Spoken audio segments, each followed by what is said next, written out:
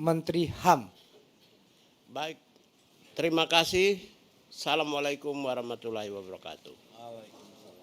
Bapak Ketua Komisi 13 DPR RI yang saya hormati, Ibu Wakil yang saya muliakan, ya, Pak Wakil, para wakil yang saya muliakan, saya hormati, ya, Ibu Siti yang saya hormati dan saya muliakan, ya, dan semua anggota yang terhormat.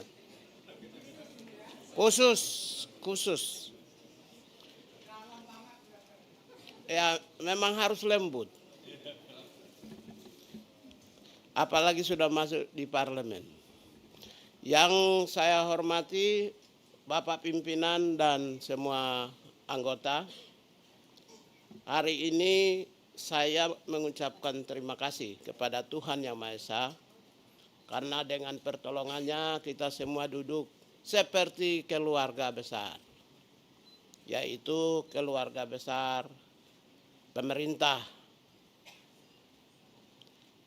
Saya singkat saja Pak Bapak pimpinan, karena nanti giliran setelah saya banyak juga. Intinya saja bahwa Kementerian Hak Asasi Manusia di hari pertama kebijakan efisiensi oleh Presiden, saya menyatakan siap dan boleh cek di semua media. Saya dan sampai dengan hari ini yang mengucapkan siap dan tidak terpengaruh cuma Kementerian HAM.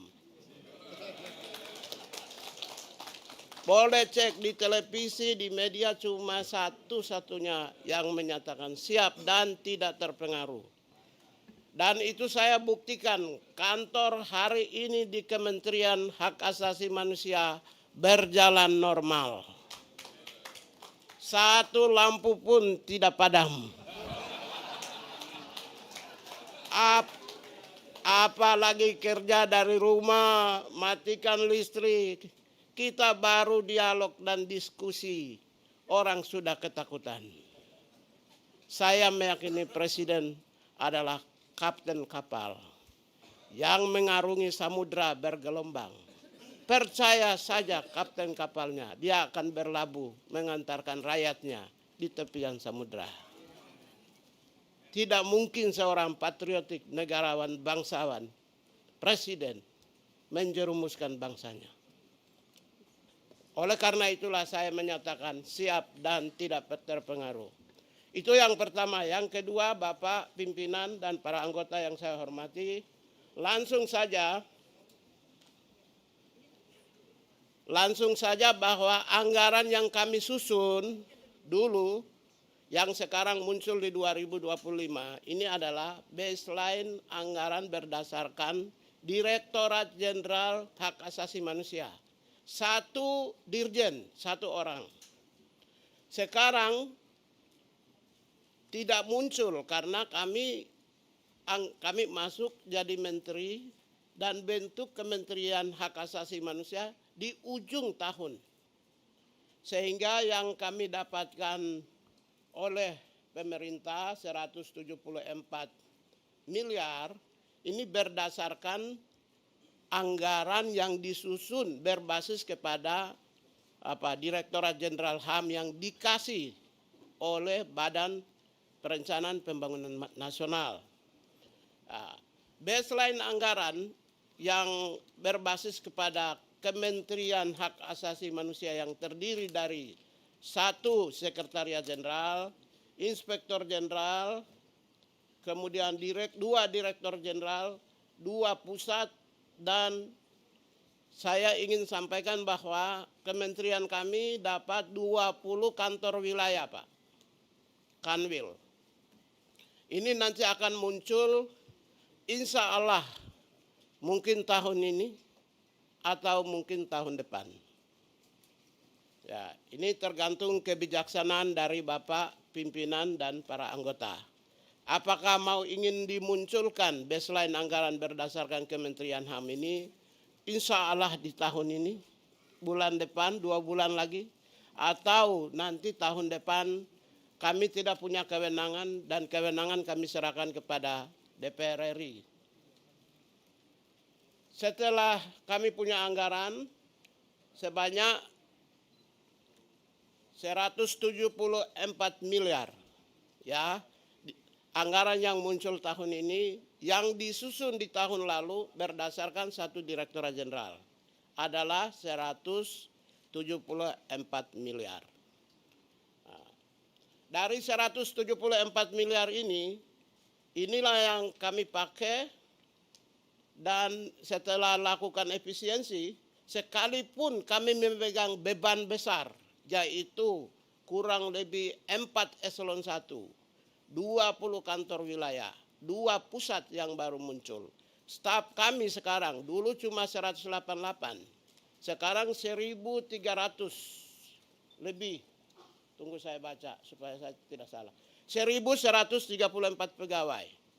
Jadi anggaran yang dulu dikasih sekarang itu kami pegang beban besar. Dia menghidupi 4 eselon 1. Ya, yang dulu hanya untuk kebutuhan 1 eselon 1. Menghidupi juga 1.134 pegawai. Yang dulu anggaran yang disusun tahun lalu itu hanya untuk kepentingan 188 pegawai. Dan juga untuk kepentingan 20 kantor wilayah. Setelah efisiensi, Bapak Pimpinan, Ibu Wakil, ya, Pak Ketua dan semua anggota yang saya hormati dan saya muliakan dan saya banggakan semuanya. Anggaran 174 miliar, total efisiensi adalah 60 miliar.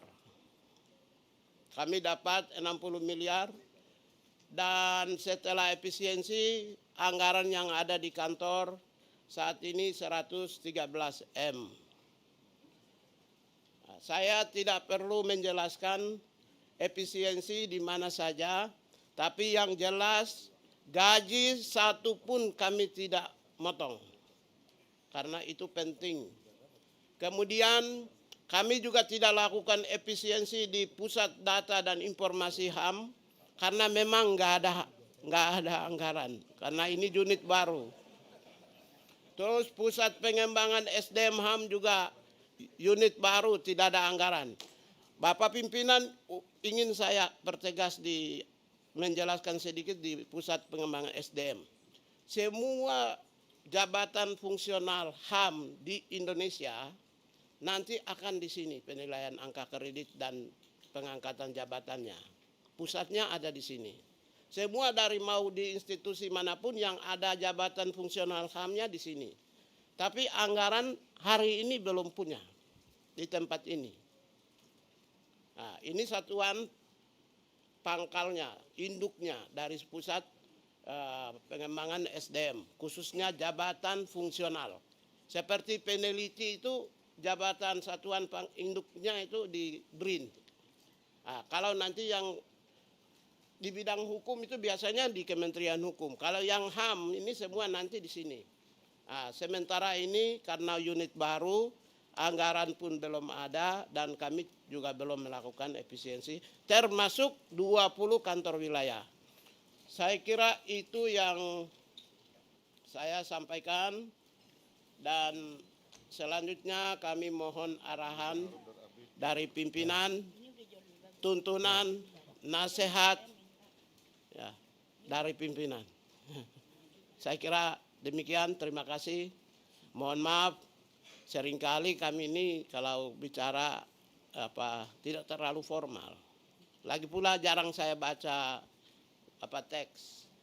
Lebih baik langsung sehingga mungkin pesannya bisa tersampai kepada pimpinan yang mulia tanpa mengurangi rasa penghormatan kami terhadap pimpinan dan parlemen.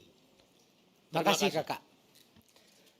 Untuk itu Pak Prabowo tidak salah orang menaruh Natalius Pigai dan Mugianto sebagai human right defender. Anggaran kecil tapi tetap bisa berjuang.